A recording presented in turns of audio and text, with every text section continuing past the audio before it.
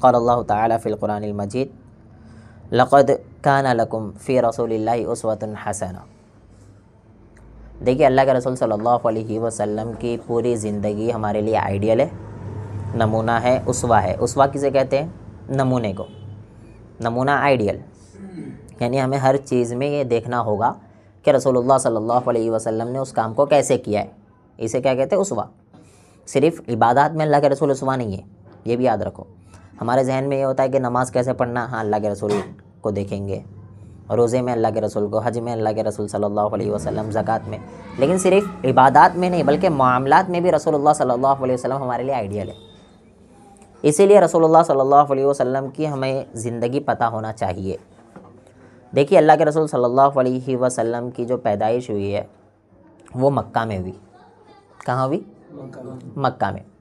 رسول اللہ صلی اللہ علیہ وسلم کی پیدائش مکہ میں ہوئی اور صبح کے وقت ہوئی، اور جس دن اللہ کے رسول صلی اللہ علیہ وسلم پیدا ہوئے وہ پیر کا دن تھا۔ کون سی دن پیدا ہوئے؟ اب یہ بھولنا نہیں چاہیے، نوٹ بھی کر سکتے ہو آپ، کم سے کم ذہن میں رہے۔ اللہ کے اس میں 3 سوال ہو گئے۔ پہلا یہ کہ اللہ کے رسول صلی اللہ علیہ وسلم کہاں پیدا ہوئے؟ مکہ میں۔ دوسرا یہ کس وقت پیدا ہوئے؟ صبح کے وقت۔ تیسرا یہ کہ رسول اللہ صلی اللہ علیہ وسلم کس دن پیدا ہوئے؟ پیر کے دن پیدا ہوئے، یہ یاد ہونا چاہیے۔ اللہ کے رسول صلی اللہ علیہ وسلم جب پیدا ہوئے تو سب سے پہلے آپ نے جس کا دودھ پیا وہ آپ کی ماں ہے، والدہ آمینہ۔ اس کے بعد اللہ کے رسول صلی اللہ علیہ وسلم کو جس نے دودھ پلایا وہ ہے کون؟ نہیں ہے، وہ ہے کیا نام ہے؟ سویبہ، جو اللہ کے رسول صلی اللہ علیہ وسلم کو دودھ پلائی ہے۔ سب سے پہلے آپ کے والدہ نے پلایا اور اس کے بعد سویبہ نے آپ صلی اللہ علیہ وسلم کو دودھ پلایا۔ اب اس کے بعد کیا ہوتا ہے نا، جیسے ہی اللہ کے رسول صلی اللہ علیہ وسلم پیدا ہوتے ہیں، آمینہ خوش ہوتے ہیں اور وہ فوراً آپ کے دادا تک یہ خبر پہنچاتے ہیں۔ آپ کے دادا عبد المطلب تک خبر پہنچاتے ہیں۔ وہ اتنا زیادہ خوش ہوتے ہیں کہ فوراً اپنے پوتے کو اٹھاتے ہیں اور جا کر کعبۃ اللہ کے پاس دعا کرتے ہیں، خوشی کا اظہار کرتے ہیں۔ پہلے کے لوگ بھی اللہ کو مانتے تھے، یہ چیز پتہ ہونا چاہیے۔ یہ نہیں ہے کہ اللہ کے رسول صلی اللہ علیہ وسلم جب آئے اس کے بعد ہی اللہ کو ماننے لگے لوگ، ایسا نہیں ہے، اللہ کو پہلے ہی سے مانتے تھے۔ چند برائیاں آ گئی تھی لیکن مانتے اللہ کو ہی تھے، سمجھے؟ پھر آگے چل کے اللہ کے رسول صلی اللہ علیہ وسلم کو انہوں نے ایسے رکھا، کون؟ عبد المطلب۔ رکھنے کے بعد انہوں نے خوشی کا اظہار کر کے آپ کا نام محمد ڈکلیئر کیا۔ تو اللہ کے رسول کا نام کس نے رکھا؟ آپ کے دادا نے، عبد المطلب۔ آپ نے محمد نام ڈکلیئر کیا، اور عرب میں یہ نام تھا نہیں پہلے، تو تھوڑا یونیک نیم ہو گیا محمد صلی اللہ علیہ وسلم۔ پھر اب کیا ہوا، عرب کا یہ اصول تھا، یہ معمول تھا کہ جیسے ہی بچے پیدا ہوتے نا تو شہری امراض سے دور رکھا کرتے تھے۔ وبائی امراض ہوتے، بہت سے شہر میں مرض پھیلے ہوئے ہوتے جو بچے کو جلدی پکڑ لیتے ہیں بمقابل بڑے کے۔ تو پھر دور رکھنے کے لیے کیا کرتے تھے نا، بچوں کو جیسے مکہ میں پیدا ہوئے تو مکہ سے دور کسی گاؤں میں، کسی قصبے میں بھیج دیا کرتے تھے، اور وہ دائیاں آیا کرتی تھی لینے کے لیے۔ دائی حلیمہ بھی اس میں موجود تھے، اور وہ خود یہ بیان کر رہے ہیں ان کی زبانی۔ وہ کہتے ہیں کہ بہت زیادہ قحط سالی تھی، میرے پاس ایک گدھی تھی جو صحیح سے چلتی بھی نہیں تھی، اور دوسرا ایک اونٹنی تھی جس کے اندر دودھ بالکل بھی نہیں تھا۔ اونٹنی کا دودھ پیا کرتے تھے عرب، آج تو بہرحال پیچھے ہو گئے ہم لوگ، ورنہ یہ سنت تھا، اونٹنی کا دودھ ہے، پھر بکری کا دودھ ہے، یہ پیا کرتے تھے صحابہ۔ تو وہ کہتے ہیں ہمارے پاس ایک اونٹنی تھی جو دودھ بھی نہیں دیا کرتی تھی، اس کے تھنوں میں دودھ ہی نہیں تھا، اور گدھی تھی وہ بھی نہیں چلا کرتی تھی۔ اب ہم بہت زیادہ غریب تھے، بکریاں تھیں وہ بھی ایک دم سوکھ گئی تھی۔ اب ہمارا جو قصبہ ہے، ہمارا جو گاؤں ہے، وہاں سے عورتیں نکلتی ہے مکہ کی طرف کہ بچوں کو جا کر لائیں۔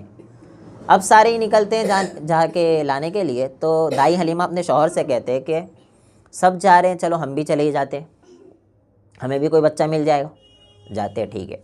نکلے گھر سے، علاقہ چھوڑتے اپنا، جیسے ہی پہنچتے ہیں وہاں پر، اور ساری جتنی بھی عورتیں تھیں وہ دائی حلیمہ کی سہیلیاں ہی تھیں، پہچان کی ہی تھی ساری، تو ساری ایک بچے کو لے لیتے عرب میں۔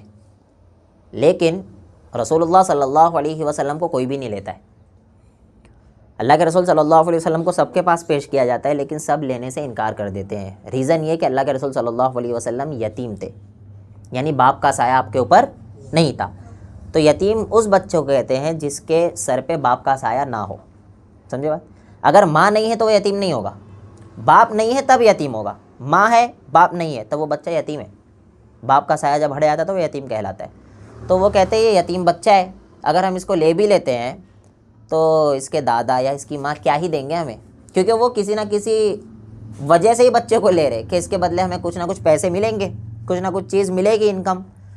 اب وہ محمد رسول اللہ صلی اللہ علیہ وسلم کو کوئی بھی نہیں لیتا ہے کیونکہ وہ یتیم ہے. اب آخری میں بچتے دائی حلیمہ جنہیں کوئی بچہ نہیں ملتا ہے. دائی حلیمہ کہتی ہے کہ اب خالی ہاتھ جانے سے اچھا ہے کہ اسی بچے کو لے لیتی ہوں. وہ بھی مجبوری میں لے رہے ہیں، چوائس کر کے نہیں لے رہے، بائی چوائس. وہ تو مل رہا ہے بس، کوئی کچھ ملا ہی نہیں. وہ کہتے ہیں اگر میں خالی ہاتھ جاؤں گی اور میری ساری سہیلیاں جو ہے وہ بچے کو لے کر جا رہی ہے تو یہ مجھے بالکل بھی اچھا نہیں لگے گا. میں بھی اس بچے کو لے ہی لیتی ہوں محمد صلی اللہ علیہ وسلم کو. ٹھیک ہے، اب وہ انہیں لیتے ہیں. آپ نے پہلے کیا بتایا تھا کہ میرے پاس جو اونٹنی تھی وہ دودھ نہیں دے رہی تھی. پھر دوسرا بتایا تھا کہ میرے پاس گدھی تھی جس پہ میں سوار ہو کے آ رہی تھی، وہ سب سے پیچھے رہتی تھی، کمزور تھی، چل بھی نہیں پاتی تھی. لیکن جیسے ہی محمد رسول اللہ صلی اللہ علیہ وسلم کو انہوں نے لیا، لیتے ہی وہ بیان کرتی ہے ان کے پاس پہلے سے بھی ایک بچہ تھا اور آپ کے بھی تھنوں میں دودھ نہیں تھا، آپ کی بھی چھاتی میں دودھ نہیں تھا. کس کی؟ حلیمہ. دائی حلیمہ کہتی ہے کہ ہماری بھی بھوک کی وجہ سے اتنا زیادہ ہم سوکھ چکے تھے کہ ہمارے بھی چھاتیوں میں دودھ نہیں تھا. میں بچے کو بھی دودھ نہیں پلاؤ، سوتا ہی نہیں تھا سکون سے، چین سے سوتا ہی نہیں تھا، اتنی زیادہ غریبی تھی. لیکن جیسے ہی وہ رسول اللہ صلی اللہ علیہ وسلم کو لیتی ہے، ان کے خود کے الفاظ ہیں، وہ کہتے ہیں کہ جس بچے کو میں نے لیا وہ بچہ میرے تھنوں کو، میری چھاتی کو اپنا منہ لگاتا ہے اور وہ پورا کا پورا دودھ سیر ہو کر پیتا ہے، یعنی پیٹ بھر جاتا ہے. آپ کی چھاتیوں سے دودھ آنے لگ گیا. یہ اللہ کے رسول کی برکت تھی. اتنا ہی نہیں بلکہ آپ کا جو بھائی ہو گیا، آپ رضائی بھائی، جس کو دودھ میسر نہیں ہو رہا تھا، وہ بھی پیتے ہیں اور اتنا پیتے کہ وہ بھی سیر ہو جاتے ہیں. دائی حلیمہ کہتی ہے میرے ساتھ ہو کیا رہا ہے. اب جس گدھی پر اگلے دن میں بیٹھتی ہوں، واپس جانے کے لیے بچے کو لے کر ہی جا رہے ہیں، تو جس گدھی پر میں بیٹھی ہوں وہ گدھی سب سے پیچھے چل رہی تھی آنے کے وقت، لیکن جانے کے وقت وہ گدھی سب کو چیرتے ہوئے آگے جا رہی ہے. سہیلیاں کہتی ہے اے حلیمہ سب خیریت سے تو ہے نا؟ یہ وہی اونٹنی ہے، یہ وہی گدھی ہے جو پہلے سب سے پیچھے رہتی تھی، ابھی اتنا آگے کیوں جا رہی ہے؟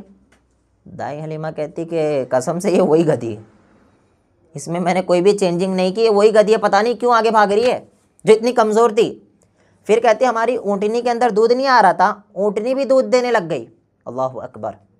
یہ رسول اللہ صلی اللہ علیہ وسلم کی برکت تھی. جس بچے کو کوئی لینا نہیں چاہ رہا تھا اس بچے کو دائی حلیمہ نے لیا، اور وہ بھی مجبوری میں لیا، تو جتنی پریشانیاں تھیں سب حل ہونے لگی. اب جیسے ہی وہ اپنے قبیلے میں پہنچتے ہیں، پہنچنے کے بعد ان کا یہ معمول تھا، بکری چرانے جاتے تھے صبح. ان کے شوہر دائی حلیمہ کے اور سارے ہی قبیلے والوں کے، وہ بکری چلانے جاتے اور جب واپس آتے تو ان کی بکریوں میں دودھ جمع ہوا ہوتا، ان کے تھن پورے بھرے ہوتے اور دوسرے کی بکریوں کے نہیں ہوتے. وہ کہتے یہ کہاں سے چرا کے آ رہا ہے کہ اس کی بکریاں پوری کی پوری تندرست ہو رہی ہے اور ان میں پورا دودھ بھی اویلیبل ہے، لیکن ہماری بکریاں بھی وہیں چر رہی لیکن اس کے پاس نہیں ہے. وہ کہتے کہ اگلے دن انہی کے پیچھے جانا جہاں حلیمہ کا شوہر جا رہا ہے، اپنی بکریوں کو لے کے وہاں جانا، وہ جو کھلائے گا وہی کھلانا، تو ہو سکتا ہے ہمارے میں بھی آنے لگ جائے. وہ انہی کے پیچھے بھیجتے. پھر ریٹرن آتے تو ان کی بکری واپس ویسے ہی دودھ سے بھری ہوئی آتی ہے اور جو لوگوں کی بکریاں وہ خالی آتی ہے. لوگ پریشان ہیں یہ ہو کیا رہا ہے حلیمہ کے گھر میں. اور ان کے شوہر کہتے ہیں کہ آپ نے واقعی میں کسی برکت والے بچے کو اٹھا لایا ہے، لیکن ابھی بھی کسی کو گمان نہیں کہ وہ نبی ہے. اب کیا ہوتا ہے آگے؟ 2 سال ایسے ہی گزر جاتے. 2 سال یہ مدت رضاعت ہوتی ہے. رضاعت یعنی دودھ پلانے کی جو مدت ہوتی ہے وہ کتنا ہوتی ہے؟ 2 سال. والوالدات یرضعن اولادہن حولین کاملین، 2 سال مکمل دودھ پلایا جاتا ہے بچے کو، اس کے بعد چھڑا دیا جاتا ہے. تو 2 سال مدت ہوتی ہے، 2 سال وہ دودھ پیتے ہیں حلیمہ کا. اب 2 سال کے بعد واپس کرنے کی باری آتی ہے.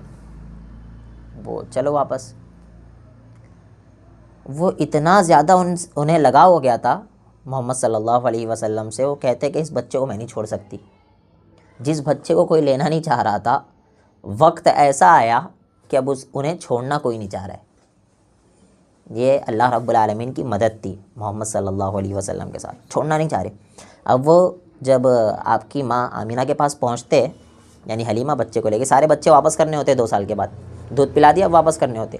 تو جیسے آمینہ کے پاس پہنچتے تو کہتے ہیں ابھی بھی ہمیں خطرہ ہے کہ انہیں کوئی بیماری لگ سکتی ہے یہاں پر. ان کا مقصد تھا کہ بس اس بچے کو اپنے پاس رکھنا ہے. تو آمینہ کو وہ ایسے ہی منا لیتے ہیں. پھر آمینہ کہتے ہیں ٹھیک ہے آپ اور رکھ لو. پھر 2 سال اور وہ محمد رسول اللہ صلی اللہ علیہ وسلم حلیمہ کے پاس رہ رہے ہیں، یعنی ٹوٹل 4 سال. اور اسی بیچ کا واقعہ بیان کرتے ہیں انس بن مالک رضی اللہ عنہ کہ اللہ کے رسول صلی اللہ علیہ وسلم بچوں کے ساتھ کھیل رہے تھے. ابھی 4 سال کے، 4 سے 5 سال کھیل رہے ہیں کہ اچانک ایک فرشتہ آتا ہے. فرشتہ آنے کے بعد محمد صلی اللہ علیہ وسلم کو پکڑتا ہے. سارے بچے یہ چیز دیکھ رہے ہیں اور وہ فرشتہ اللہ کے رسول صلی اللہ علیہ وسلم کے سینہ مبارک کو چیر دیتا ہے اور چیر کے اندر سے دل مبارک کو نکالتا ہے. یہ بچے ہیں آپ صلی اللہ علیہ وسلم، ان کے ساتھ یہ معاملہ ہو رہا ہے اور سارے بچے دیکھ رہے. بچے ڈر جاتے یہ ہوا کیا. یہ فوراً بھاگ کے واپس قبیلے میں جا کے کہتے کہ محمد جو ہے وہ مر گئے، نعوذ باللہ. ایسا پھیلا دیتے کیونکہ وہ بچے دیکھ رہے نا، یہ تو انہیں چیر دیا گیا ہے، ان کا دل نکال دیا گیا ہے، تو یہ زندہ تو ہے ہی نہیں. وہ بچے جا کے ساروں کو بتا دیے. اب آمینہ ٹینشن میں، آمینہ نہیں بلکہ حلیمہ، دائی حلیمہ کے پاس تھے نا وہ، تو حلیمہ ٹینشن میں. اب وہ آتے ہیں اور دیکھتے ہیں تو آپ صلی اللہ علیہ وسلم پریشان بیٹھے ہوئے، پورے صحیح ہو گئے واپس، پریشان بیٹھے ہوئے. وہ ہوا کیا تھا؟ اللہ کے رسول صلی اللہ علیہ وسلم کے سینہ مبارک کو چیرا گیا تھا، جسے شق صدر کہتے ہیں. اللہ کے رسول صلی اللہ علیہ وسلم کا یہ 2 مرتبہ ہوا. آگے بات آئے گی. یہ پہلا مرتبہ جو ہے یہ بچپن میں ہوا. آپ صلی اللہ علیہ وسلم کے سینہ مبارک کو چیرا جاتا ہے اور اندر سے دل مبارک کو نکالا جاتا ہے اور نکالنے کے بعد اسے دھویا جاتا ہے. اور فرشتہ یہ کہتا ہے کہ یہ جو شیطان کا حصہ تھا اسے یہ دھویا جا رہا ہے، زمزم کے پانی سے دھویا جاتا ہے. اور اس کے بعد واپس وہ دل کو لگا کر چلے جاتے ہیں فرشتے. اللہ کے رسول صلی اللہ علیہ وسلم پریشان بیٹھے ہوئے، آمینہ دائی حلیمہ آتی ہے اور کہتی ہے یہ بچہ کوئی معمولی بچہ نہیں ہے. کیونکہ عام بچوں کے مقابلے میں محمد صلی اللہ علیہ وسلم جلدی بڑے ہو رہے تھے. عام بچے 2 سال میں جس کنڈیشن میں رہتے اللہ کے رسول ان سے زیادہ آگے بڑھ رہے تھے. تو کہتے نہیں یہ بچہ معمولی تو ہے ہی نہیں، کچھ نہ کچھ تو گڑبڑ ہے. اب وہ واپس بھیج دیتے آمینہ کے پاس، یعنی آپ کی ماں کے پاس. ماں کے پاس واپس بھیج دیے. واپس آتے 4 سال کی عمر میں، 5 سال کی عمر میں، 4 سے 5 سال کی عمر رہتی ہے، وہ واپس آتے ہیں اپنی ماں کے پاس. ابھی 6 سال کی عمر ہی ہوتی ہے کہ آپ کی ماں یہ ارادہ کرتی ہے کہ ٹھیک ہے والد کی قبر پر جاتے ہیں. آپ کے والد کا نام کیا تھا؟ عبداللہ. اور وہ آپ صلی اللہ علیہ وسلم کے پیدا ہونے سے پہلے ہی دنیا سے جا چکے تھے. تو اب آپ کی قبر کی زیارت کے لیے جانا ہے. آمینہ کہتی نکلنا ہے، چلو. اب چلو نکلتے ہیں. اللہ کے رسول صلی اللہ علیہ وسلم کو بھی ساتھ میں لے لیتے اور ساتھ میں آپ کے دادا وغیرہ سب ہوتے ہیں، نکلتے. اب جیسے ہی جاتے ہیں زیارت قبر کی کر لیتے ہیں. قبر کی زیارت کرنا یہ الاؤڈ ہے اسلام میں. کیا ہے؟ الاؤڈ ہے. جانا قبر پر جا کر اللہ رب العالمین سے دعا کرنا اس بندے کے لیے جو دنیا سے جا چکا ہے. سمجھے بات؟ آپ قبر پر جاؤ گے، جا کر اس شخص کے لیے، جیسے آپ کے والد صاحب دنیا سے چلے گئے، اللہ ہم سب کے والد صاحب کا سایہ ہم پر قائم رکھے، آمین. اگر چلے گئے تو آپ قبر پر جاؤ گے یا آپ کے کوئی رشتہ دار چلے گئے قبر پر جاؤ گے اور اللہ سے دعا کرو گے کہ اللہ رب العالمین ان کے آگے کے سفر کو آسان فرما. یہ دعائیں آپ کرو گے وہاں جا کر. یہ ثابت ہے اور یہ کرنا اللہ کے رسول صلی اللہ علیہ وسلم کی سنت بھی ہے. قبر کی زیارت کرنا یہ الاؤڈ ہے.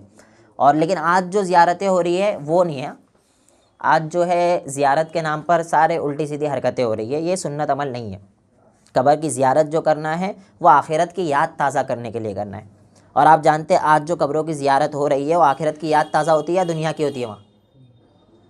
ہاں بول لو. دنیا کی ہوتی ہے. آپ نہیں گئے قبروں پر؟ آپ دیکھے ہی ہوں گے نا، لوگوں کو دیکھے ہوں گے اتنے زیادہ قبروں پر میلے ٹھیلے کیا کیا لگے ہوتے ہیں. جب بندہ وہاں جاتا ہے نا تو اسے قبر کا جو ڈر ہوتا ہے وہ ڈر نہیں رہتا ہے. اب وہاں جا کے اس کو اور دل لگی ہو جاتی ہے. تو یہ قبر کی زیارت نہیں ہے. جو اللہ کے رسول صلی اللہ علیہ وسلم نے زیارت کا حکم دیا ہے وہ آخرت کی یاد تازہ کرنے کے لیے کہ ہاں بھائی مر کے مجھے بھی یہیں آنا ہے. جس طریقے سے یہ گیا ہے ایک دن ایسے آئے گا کہ میں بھی اس کے اندر رہوں گا اور میرے پاس آ کر کوئی کھڑا رہے گا. یہ خبر حضرت عثمان غنی رضی اللہ عنہ کے تعلق سے ملتا ہے کہ وہ جب قبر کے پاس بیٹھتے نا تو اتنا روتے اتنا روتے اتنا روتے، یہاں تک کہ آپ کی داڑھی پوری بھیگ جایا کرتی تھی. آپ کے جو غلام ہیں وہ پوچھتے کہ اے عثمان غنی رضی اللہ عنہ، آپ کے سامنے جہنم کا ذکر ہوتا تب تو آپ اتنا نہیں روتے، لیکن آپ کے سامنے قبر کا ذکر ہو تو آپ اتنا زیادہ رونے لگتے ہو کہ آپ کی داڑھی پوری بھیگ جا رہی ہے. وہ کہتے کہ قبر آخرت کی منزلوں میں سب سے پہلی منزل ہے، جو یہاں کامیاب ہو گیا وہ آگے بھی کامیاب ہے، لیکن جو یہاں فیل ہو گیا تو اس کو تو آگے جانے کا سوال ہی پیدا نہیں ہوتا ہے۔ تو قبر آخرت کی منزلوں میں سب سے پہلی منزل ہے۔ ہمارا کبھی دل دنیا میں لگنے لگے نا، اور نمازوں کی طرف نہ لگے، اللہ کی طرف نہ لگے، تو ایک بار قبرستان چلے جانا، اکیلے جانا، تب آپ کو پتہ چلے گا کہ یہ بھی وہ شخص تھا جو ایک دن گھوما کرتا تھا میری طرح، وہ مر کے آج یہاں ہے۔ اسی لیے اللہ کے رسول نے کہا قبر کی زیارت کرنا چاہیے، یہ سنت ہے۔ بہرحال وہ والد صاحب کی قبر کی زیارت کے لیے جاتے ہیں، اور واپسی کے موقع پر آمینہ کی طبیعت خراب ہو جاتی ہے۔ آمینہ کون تھے؟ امی۔ ان کی طبیعت ناساز ہو جاتی ہے اور بہت زیادہ خراب ہو جاتی ہے۔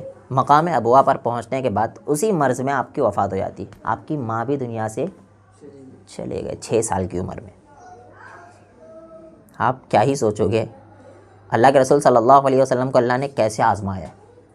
4 سال کی عمر ہے، بچپن میں بھی پیدا بھی نہیں ہوئے تو اللہ نے باپ کا سایہ اٹھا لیا۔ 6 سال کی عمر میں آپ کی والدہ کو بھی اللہ رب العالمین نے لے لیا، اور آپ سوچو 6 سال میں بچے کو کیا ہی یاد ہوتا ہے، کیا آزمایا اللہ نے۔ اس لیے یاد رکھنا یہ دنیا آزمائشوں سے گھری ہوئی ہے، آزمائشیں آپ کے ساتھ آئے گی ہی آئے گی۔ یہ نہیں سوچنا کبھی بھی کہ میرے ساتھ ایسا کیوں ہو رہا ہے۔ آپ کے ساتھ کچھ برا ہو رہا ہے وقتی طور پر، آپ نہیں جانتے ہو نا، وہ ہو سکتا ہے اسی میں آپ کے لیے خیر ہے۔ اللہ رب العالمین تو یہی کہتا ہے نا کہ بسا اوقات آپ کو وہ چیز لگتی کہ میرے لیے بہت اچھی ہے، لیکن اللہ جانتا ہے وہ آپ کے لیے اچھی نہیں ہے۔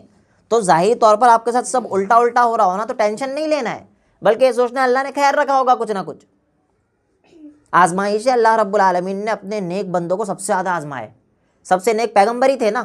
آپ پیغمبروں کی زندگی، ابھی تو ہم نبی کی زندگی دیکھ رہے ہیں نا، آپ پچھلے پیغمبروں کی زندگی دیکھنا، سارے پیغمبروں کو اللہ نے آزمایا ہی آزمایا ہے، بغیر آزمائش کے اللہ رب العالمین نے انہیں نہیں رکھا۔ یہ ہمیں بتانے کے لیے کہ ٹینشن نہیں لینا، جب اتنے نیک لوگوں کو میں نے آزمایا ہے تو تمہارے اوپر بھی آزمائش آئے گی، لیکن اس آزمائش میں الٹے سیدھے الفاظ منہ سے نہیں نکلنا چاہیے۔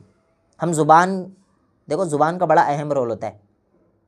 مثال کے طور پر اگر کسی کا چھوٹا بچہ دنیا سے چلے گیا نا، اور وہ اس کے اوپر صبر کرتا ہے، کچھ بھی الٹے سیدھے الفاظ زبان سے نہیں نکالتا ہے، تو اللہ رب العالمین کیا کہتا ہے، وہ بچہ کل قیامت کے دن، رسول اللہ صلی اللہ علیہ وسلم کہتے ہیں کہ وہ بچہ کل قیامت کے دن اللہ سے کہے گا، اللہ میرے ماں باپ کو تو نے دنیا میں نہیں دیا نا، یہاں چاہیے، دنیا میں ماں باپ کا سایہ میرے اوپر نہیں تھا، اب میں یہاں ہوں نا جنت میں، مجھے اللہ چاہیے۔ اور اللہ رب العالمین اس بچے کی سفارش کو رد نہیں کرے گا، لیکن شرط ہے، کیا شرط ہے؟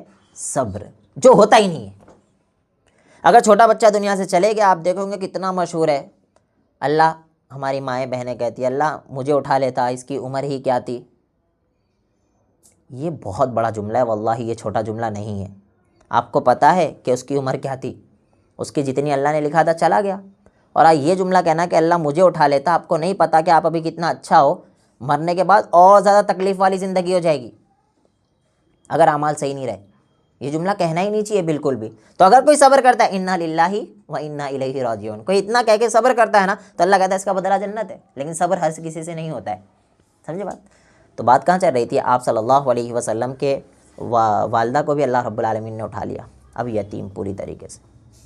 دادا کے پاس ہے عبد المطلب، دادا لیکن آپ کو نہیں چھوڑ رہے، بہت محبت کرتے تھے محمد صلی اللہ علیہ وسلم سے، اتنی محبت کرتے تھے کہ آپ کے اور بھی بچے تھے، لیکن وہ آپ کو ہمیشہ اپنے پاس قریب بیٹھایا کرتے تھے، یعنی محمد صلی اللہ علیہ وسلم، کیونکہ آپ کا کوئی بھی نہیں تھا، تو دادا اپنے پاس رکھا کرتے تھے۔ ابھی 8 سال کی عمر ہوتی ہے، دادا بھی چلے جاتے۔ سوچو، آزمائش پہ آزمائش، آزمائش پہ آزمائش، تصور نہیں کر سکتے ہم لوگ۔ ابا بھی چلے گئے پہلے ہی، ماں کو بھی اللہ نے اٹھا لیا، اس کے بعد دادا ایک تھے، دادا کو بھی اللہ رب العالمین نے اٹھا لیا، ابھی عمر 8 سال کی ہے، کیا ہوش رہتا ہے 8 سال میں؟ اٹھا لیا تو اللہ رب العالمین نے اب چاچا کے حوالے کیا۔ چاچا کون تھے؟ ابو طالب۔ ابو طالب کے حوالے کیا گیا، اور دادا نے بھی آپ کو ابو طالب کے حوالے کیا ہی تھا کہ جانے کے بعد ان کا خیال رکھنا ہے۔ ابو طالب آپ کے چچا تھے، وہ آپ کو بہت زیادہ محبت کرنے لگے، ایک الگ ہی لگاؤ تھا ابو طالب کا۔ آپ کے چچا کا ہاتھ آپ کے اوپر تھا ابو طالب کا۔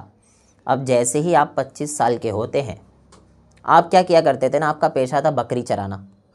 اللہ کے رسول صلی اللہ علیہ وسلم بکری چرایا کرتے تھے۔ اس سے پتہ چلا کسی بھی کام کو ہمیں چھوٹا نہیں سمجھنا ہے۔ ہم دوسرے کو نہ ایسے جج کرتے وہ کام کیا کرتا ہے، اگر اس کا کام کوئی چھوٹا ہے، کوئی رکشہ چلا رہا ہے، مثال کا رکشہ چلا رہا ہے، تو اس سے تھوڑا سا کٹ کے رہتے کہ میری ویلیو کم ہو جائے گی. واللہ یہ انسان کی فطرت ہے، ایسا انسان کرتا ہے. لیکن ہمارے دل میں ایسا کبھی بھی نہیں آنا چاہیے، کبھی تصور بھی نہیں آنا چاہیے، کیونکہ اماموں کے امام محمد الرسول اللہ صلی اللہ علیہ وسلم بکریاں چرایا کرتے تھے. اور آپ پچھلے پیغمبروں کو دیکھو گے نا، انہوں نے بھی بکریاں چرائی ہے، اکثر پیغمبروں نے بکریاں چرائی ہے. پھر محمد صلی اللہ علیہ وسلم بکریاں بھی چرایا کرتے تھے. پھر کسی تاجر کا مال لے جایا کرتے تھے اٹھا کر، مال یہاں سے وہاں بھی لے جایا کرتے تھے، تجارت میں مدد بھی کیا کرتے تھے. تو ایک عورت تھی جس کا نام تھا ختیجہ، وہ بہت بڑی تاجر تھی. اب ان کا مال لوگ لے جایا کرتے تھے شام وغیرہ. محمد صلی اللہ علیہ وسلم بھی اب ختیجہ کا مال لے جاتے رضی اللہ عنہ. آپ کا مال لے جاتے اور واپس لے آتے. ختیجہ دیکھتے ہیں کہ مال میں پہلے سے زیادہ اضافہ ہو رہا ہے، برکت ہو رہی ہے، اور یہ جو بھی بندہ ہے بہت ایماندار ہے. ختیجہ بہت بڑے تاجر تھے رضی اللہ عنہ، عورت تھی لیکن تاجر، بزنس مین تھے بہت بڑے.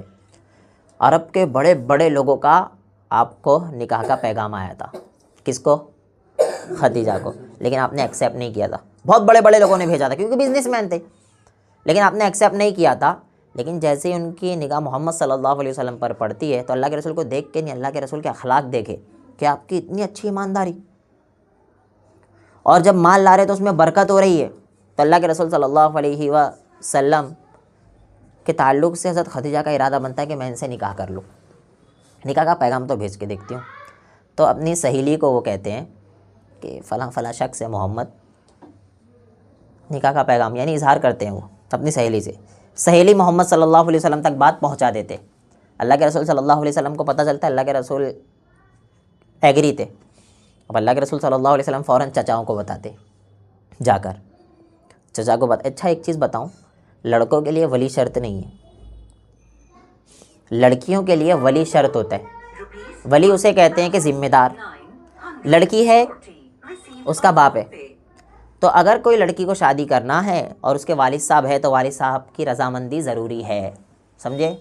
وہ بھاگ کے شادی نہیں کر سکتی، جو معاشرے میں فیمس ہے بہت زیادہ. بھاگ کے شادیاں کر لیتے اور سوچتے شادی ہو گئے، ایسا شادی نہیں ہوتی.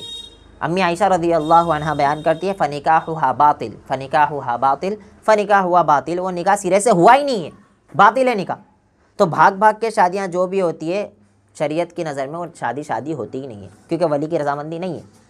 آپ یہ سوال کر سکتے ہو کہ ولی جو ہے، آپ یہ سوال کر سکتے ہو کہ ولی جو بھی ہے وہ بول رہا ہے میں شادی ہی نہیں کراؤں گا. ایسے بھی والد صاحب ہوتے، میں شادی نہیں کراؤں گا، میری مرضی ہے. اب لڑکی کسی کو پسند کرتی ہے، اور اللہ کے رسول کی حدیث ہے لم نرا للمتحابین مثل النکاح، کہ دو محبت کرنے والوں کے درمیان میں نے نکاح سے بہتر کوئی چیز نہیں دیکھی. یہ اللہ کے رسول صلی اللہ علیہ وسلم کہتے. اب لڑکی کا باپ بول رہا ہے میں شادی نہیں کروں گا چاہے کچھ بھی کر لے، کوئی ریزن شرعی عذر نہیں بیان کر رہا ہے کہ لڑکا شرابی ہے یا پھر گٹکا کھاتا ہے یا نمازی نہیں ہے، یہ شرعی عذر ہے. لیکن اگر کوئی شرعی عذر بھی بیان نہیں کر رہا، بس بول رہا ہے کہ میں شادی نہیں کراؤں گا، تو پھر اسلام کیا بولتا ہے؟ پھر بھی باپ کو مناؤ. نہیں، پھر کیا ہوتا ہے؟ چاچا ہوں گے، بھائی ہوں گے، لیکن پھر بھی ولی چاہیے ہی چاہیے. ولایت ٹرانسفر ہو جائے گی لیکن ولی چاہیے. ان کیس اگر کوئی بھی نہیں ہے لڑکی کا، تب بھی ولی بنے گا قاضی یا کوئی امام. ولی رہنا شرط ہے، بغیر ولی کے نکاح نہیں ہوتا ہے. لیکن یہ شرط لڑکے کے لیے نہیں ہے، یہ صرف لڑکی کے لیے. لڑکی کا باپ، بھائی، ماموں، چاچا، بڑے ابو، کوئی نہ کوئی ولی ہونا ضروری ہے. اور یہ بھی یاد رکھنا، ولی لڑکی نہیں بن سکتی ہے، ولی کوئی نہ کوئی مرد ہی رہے گا جو اس کے محرم رشتہ دار ہے، جس سے نکاح نہیں ہوتا ہے. پھر آگے بات یاد رکھیے، لڑکے کے لیے ولی شرط نہیں ہے، لڑکی کے لیے ولی شرط ہے. اللہ کے رسول صلی اللہ علیہ وسلم پھر بھی اپنے چچاؤں کو جا کر بتاتے. اس سے پتہ چلا کہ ہمیشہ اپنے بڑوں سے رائے مشورہ کرنا چاہیے. اللہ کے رسول صلی اللہ علیہ وسلم کی زندگی سے ایک ایک چیز سے سبق ملے گا ہمیں. اللہ کے رسول فوراً اپنے چچاؤں کو بتاتے. چچا کو جیسے ہی پتہ چلتا ہے سارے چچا ایگری ہو جاتے، راضی ہو جاتے. پھر حضرت ختیجہ رضی اللہ عنہا سے آپ صلی اللہ علیہ وسلم کا نکاح ہوتا ہے. سب سے پہلی بیوی جو اللہ کے رسول کی تھی وہ کون تھی؟ حضرت ختیجہ. اس وقت رسول اللہ صلی اللہ علیہ وسلم کی عمر جو تھی وہ کتنی تھی؟ 25 سال. اور حضرت ختیجہ رضی اللہ عنہا کی عمر جو تھی وہ کتنی تھی؟ 40 سال. 40 سال کی لڑکی سے اللہ کے رسول نے پہلا نکاح کیا تھا. اور جب تک کہ حضرت ختیجہ رضی اللہ عنہا اس دنیا کے اندر تھی، رسول اللہ صلی اللہ علیہ وسلم نے دوسرا نکاح نہیں کیا. اور جتنی بھی اولاد ہوئی ہے وہ ساری کی ساری حضرت خدیجہ سے تھی الا ابراہیم۔ اللہ کے رسول صلی اللہ علیہ وسلم کی کتنی بیٹیاں تھیں؟ 4۔ چاروں کس سے؟ حضرت خدیجہ سے۔ اللہ کے رسول صلی اللہ علیہ وسلم کے بیٹے کتنے تھے؟ 3۔ سب سے آخری کون تھے؟ ابراہیم۔ تو شروع کے جو 2 تھے وہ حضرت خدیجہ سے ہی تھے، لیکن جو آخری والے تھے ابراہیم وہ دوسری بیوی سے آتے ہیں، لیکن باقی ساری اولاد جو ہے وہ حضرت خدیجہ سے ہی تھی اللہ کے رسول صلی اللہ علیہ وسلم کی۔ اور اللہ کے رسول صلی اللہ علیہ وسلم کے دنیا میں رہتے ہوئے ہی آپ کی اولاد خصوصاً بیٹے سارے دنیا سے چلے گئے، بچپن میں ہی چلے گئے۔ کیا آزمائش تھی سوچو، ہمارے اوپر کچھ بھی آزمائش نہیں ہے۔ جب آپ مقابلہ کرو گے تو آپ کے اوپر کتنی بھی پریشانی آ جائے، کتنی بھی ٹینشن میں ہو، فوراً جب اللہ کے رسول صلی اللہ علیہ وسلم کی زندگی کو دیکھو گے نا تو سوچو کہ میرے اوپر کوئی بھی پریشانی ہے ہی نہیں، میں کسی بھی ٹینشن میں نہیں ہوں، یہ سوچو گے آپ۔ لیکن شرط ہے آپ کو پتہ تو ہو کہ نبی کی زندگی تھی ایسے۔ آپ صلی اللہ علیہ وسلم سے بچپن میں اللہ نے ساروں کو چھین لیا، پھر بڑے ہو رہے ہیں، بچے ہو رہے ہیں۔ آپ سوچو، ایک ہوتا ہے نا کہ ایک بندہ دعوت دے رہا ہے لوگوں کو، اور اس کے ہی ساتھ جب الٹا ہونا تو لوگ کیا کہنے لگتے ہیں؟ اس کے کرتوت ایسے اسی لیے تو اس کے ساتھ ہو رہا ہے۔ فطرت ہے، لوگ کہتے ہیں، برائی کہتے ہیں، کوئی اچھا نہیں کہے گا کہ نہیں کوئی نہ کوئی خیر ہوگی، کوئی نہیں کہتا۔ جب آپ دعوت کا کام کرو نا تو آپ کے ساتھ کچھ الٹا ہونا تو بولیں گے اس کے کرتوت ایسے نا اسی لیے ہو رہا ہے۔ اب سوچو کیا یہ محمد صلی اللہ علیہ وسلم کے تعلق سے نہیں سوچتے لوگ؟ اللہ کے رسول صلی اللہ علیہ وسلم دعوت کا کام شروع کر رہے ہیں نا، آگے بھی بات آئے گی، آپ کی 2 بیٹیوں کو طلاق دے دی گئی فوراً۔ کیا گناہ تھا اللہ کے رسول کا؟ پھر بھی اللہ کے رسول پیچھے نہیں ہٹے۔ اللہ کے رسول صلی اللہ علیہ وسلم کے ہاتھ مبارک میں آپ کے بچوں کی لاش ہے اور آپ کی آنکھوں سے آنسو جاری ہے۔ صحابہ کہتے ہیں اللہ کے رسول آپ تو اتنا صبر کہتے ہیں، آپ خود رو رہے ہو، آپ تو کہتے ہو نا صبر کرو صبر کرو صبر کرو، اور آپ خود رہ رہے ہو۔ اللہ کے رسول کہتے ہیں یہ تو فطرت ہے۔ یہ کیا ہے؟ فطرت ہے۔ جب بھی انسان کو کوئی غم آئے، تکلیف آئے تو آنسو نکلنا، یہ کیا ہے؟ فطرت ہے۔ ہاں، چلا چلا کے رونا، گلیوں میں جا کے چلانا، یہ فطرت نہیں ہے، لیکن آنسو کا نکلنا یہ کیا چیز ہے؟ فطرت ہے۔ اور اگر آنسو نہیں نکل رہے ہیں تب بھی ہمیں سوچنے کی ضرورت ہے کہ کیا ہمارا ایمان کمزور تو نہیں ہو گیا؟ کیوں؟ کیونکہ اللہ نے کہا فَلْيَبْكُوا كَثِيرًا، کہ رویا زیادہ کرو۔ کیا کہا ہے؟ ایک انسان کو ہنسنے کے مقابلے میں زیادہ رونے کی کوشش کرنا چاہیے۔ تنہائی میں بیٹھ کے، اللہ کو بہت پسند ہے رونا۔ رسول اللہ صلی اللہ علیہ وسلم کتنا رویا کرتے تھے آپ تصور نہیں کر سکتے، لیکن پبلک کے سامنے نہیں، تنہائی میں۔ تنہائی کا رونا اللہ کو بہت پسند ہے۔ اللہ بولتا ہے سب سو رہے لیکن یہ بندہ اٹھ کے رو رہا ہے نا، دیکھو فرشتوں کو بتاتا ہے، دیکھو میرا بندہ ہے۔ کیونکہ فرشتوں نے کیا کہا تھا کہ ایسی مخلوق کیوں بنا رہا ہے جو دنیا میں جا کے فساد مچائے گی؟ فرشتوں نے کہا تھا نا، اللہ نے فرشتوں سے کیا کہا تھا؟ اللہ نے فرشتوں سے کہا کہ میں ایک مخلوق بنانے جا رہا ہوں۔ فرشتوں نے فوراً یہ کہا کہ اللہ ایسی مخلوق کیوں بنا رہا ہے جو دنیا میں فساد برپا کرے گی، ایک دوسرے کا خون بہائے گی؟ اللہ رب العالمین نے کہا تھا تمہیں نہیں پتہ جو چیز مجھے پتہ ہے۔ اور پھر اللہ وہی بتاتا ہے کہ دیکھو ساری دنیا سو رہی ہے، ایسے موقع پر بھی یہ میرا بندہ اٹھ کے میری عبادت کر رہا ہے۔ بہت پسند آتا ہے اللہ کو، اور اللہ یہ فرشتوں کے درمیان بیان کرتا ہے۔ ہماری فضیلت زیادہ کیوں ہے؟ اس کا ریزن یہی ہے کہ ہمارے پاس دونوں آپشن ہیں، اما شاکرا و اما کفورا۔ شکر گزار بن جاؤ، چاہے انکار کرنے والے بن جاؤ، چاہے شراب پیو چاہے دودھ پیو، دونوں آپشن ہے ہمارے پاس۔ کوئی آ کے آپ کو زبردستی آپ شراب پینے جا رہے ہو تو کوئی آ کے روکتا ہے؟ نہیں روکتا۔ مطلب آپ کے پاس آپشن ہے، آپ سیدھے راستے پہ جا رہے ہو تو کوئی آ کے روکتا ہے؟ نہیں روکتا۔ ایک ہے جو روکتا ہے، وہ ہے شیطان، سیدھے راستے سے روک دے گا لیکن الٹے راستے سے وہ بھی روکے گا نہیں۔ تو ہماری فضیلت اسی لیے زیادہ ہے کیونکہ ہمارے پاس دونوں راستے ہوتے ہیں لیکن پھر بھی ہم سیدھے راستے پہ چلتے ہیں۔ اللہ کو بہت پسند آتا ہے۔ فرشتوں کے پاس یہ آپشن نہیں ہے۔ فرشتوں کو صحیح چلنا ہے، الٹا چل ہی نہیں سکتے ہو۔ فرشتوں کو جتنا اللہ نے کہہ دیا وہ اتنا ہی کریں گے، ایک قدم زیادہ نہ ایک قدم پیچھے، کچھ بھی نہیں کر سکتے۔ اسی لیے ہماری فضیلت زیادہ ہے کیونکہ ہمارے پاس آپشن ہے، لیکن فرشتوں کے پاس آپشن نہیں ہے، وہ گناہ کر ہی نہیں سکتے فرشتے۔ اسی لیے کہتے ہیں کہ انسانی ہے جس سے گناہ ہوتا ہے، گناہ ہوگا اس سے، ایسا نہیں کہ نہیں ہوگا۔ یہ نہیں سمجھنا کوئی عالم ہے تو وہ فرشتہ ہے، یہ نہیں سمجھنا کوئی نمازی ہے تو وہ فرشتہ ہے، نہیں۔ یہ نہیں سمجھنا کوئی زیادہ عبادت اللہ کی کر رہا ہے تو کیا ہو گیا؟ فرشتہ ہو گیا۔ کیونکہ گناہ صرف فرشتوں سے نہیں ہوتا، باقی سب سے گناہ ہوتا ہے۔ صحابہ کی زندگی آپ دیکھو گے ابھی انشاءاللہ آگے تو دیکھو گے اتنے بڑے بڑے گناہ صحابہ سے ہوئے، جو ہم تصور بھی نہیں کر سکتے. تو صحابہ سے بڑے متقی ہم ہو سکتے؟ پھر صحابہ کے پیر کے دھول بھی نہیں ہو سکتے ہم. یہ مقام تھا صحابہ کا رضی اللہ عنہم. اللہ راضی ہے ان سے، اب وہ کچھ بھی کرے، اللہ ان سے راضی ہو چکا. ہم سے تو راضی نہیں ہوا اللہ، تو ان سے بھی گناہ ہوئے، ان سے بھی غلطیاں ہوئی ہے. تو پتہ چلا انسان ہے تو ہم سے غلطیاں ہوگی، ہم سے گناہ ہوں گے، لیکن اللہ نے فوراً بذریعہ محمد الرسول اللہ صلی اللہ علیہ وسلم کے بتایا خیر الخطائین التوابون. گناہ تو ہوں گے میرے بندے سے، لیکن بہترین گنہگار وہ ہوگا جو توبہ کر لے گا. اچھا یہ بھی ہو سکتا ہے توبہ کرنے کے بعد پھر گناہ ہو جائے، لیکن اس کے بعد بھی توبہ کرو اللہ کہتا ہے، کیونکہ اللہ رب العالمین اس وقت تک کہ توبہ کا دروازہ کھلا رکھا ہے جب تک کہ آپ کو موت نہیں آ جاتی. موت آنے سے پہلے تک توبہ کرنا ہے. لیکن اگر آپ نے موت کو دیکھ لیا پھر آپ کی معافی نہیں ہوگی. موت کو دیکھنے کا کیا مطلب؟ موت آ جائے تو آپ تو چلے گئے دنیا سے، دیکھے گا؟ یہ اہم سوال. موت کو دیکھنے کا یہ مطلب جیسے آپ کو پتہ ہے اب میں بچنے ہی والا نہیں ہوں. مثال اس کی فرعون جب نا موسیٰ علیہ الصلوۃ والسلام عصا مارتے ہیں، لمبی پوری اسٹوری ہے، میں آپ کو ہمارا جو اصل مقصد ہے اس پر لا رہا ہوں کہ جب وہ عصا مارتے ہیں تو سمندر جو ندی تھی وہ 2 حصوں میں تقسیم ہو جاتی ہے، بیچ میں راستہ بن جاتا ہے. اب موسیٰ علیہ الصلوۃ والسلام اس راستے کو کراس کرتے ہیں. جیسے ہی کراس کرتے ہیں فرعون بھی اپنا لشکر لے کے پیچھے سے گھس جاتا ہے. اب موسیٰ علیہ السلام ٹینشن میں تو کراس کر دیا، یہ بھی گھس گئے. اللہ واپس دریا کو ملا دیتا ہے تو سارے ڈوب جاتے. فرعون لیکن ابھی بھی کھڑا تھا، ڈوبنے والا تھا، ڈوب رہا تھا لیکن ہوش میں تھا. وہ کیا کہتا ہے؟ آمنت برب ہارون و موسیٰ. یہ فرعون کے الفاظ ہے. فرعون کہتا ہے میں موسیٰ، یہ نہیں کہا کہ میں رب پر ایمان لاتا ہوں، اس میں بہت گہرائی ہے. اگر وہ یہ کہتا کہ میں رب پر ایمان لاتا ہوں تو اس میں لوگوں کو شک ہو سکتا تھا کہ وہ رب تو خود کو مانتا ہے. سمجھے بات؟ قرآن کے ایک الفاظ میں جب آپ جاؤ گے تو آپ تب چلے کتنا ہائی لیول وہ لوگ سوچتے تھے، کیونکہ وہ کہتا تھا نا ربکم الاعلی، سب سے بڑا رب میں ہوں. تو اگر میں کہتا رب پہ ایمان لایا ہوں تو یہ شک پھیل سکتا تھا کہ میں اپنے آپ پہ ایمان لانے کی بات کر رہا ہوں. اس نے کہا نا نا نا نا، آمنت برب ہارون و موسیٰ، میں موسیٰ اور ہارون کے رب پہ ایمان لاتا ہوں. یعنی موسیٰ اور ہارون کے رب کون؟ اللہ. تو میں ان کے رب کے اوپر ایمان لے کر آتا ہوں. اللہ نے کہا نا نا نا، آپ قبول نہیں ہوگا، جبکہ وہ زندہ تھا. اللہ نے کہا تم نے موت کو دیکھ لیا ہے تو اب آپ کی توبہ نہیں ہوگی ایکسیپٹ. اور وہ آج تک عبرت بنا ہوا ہے.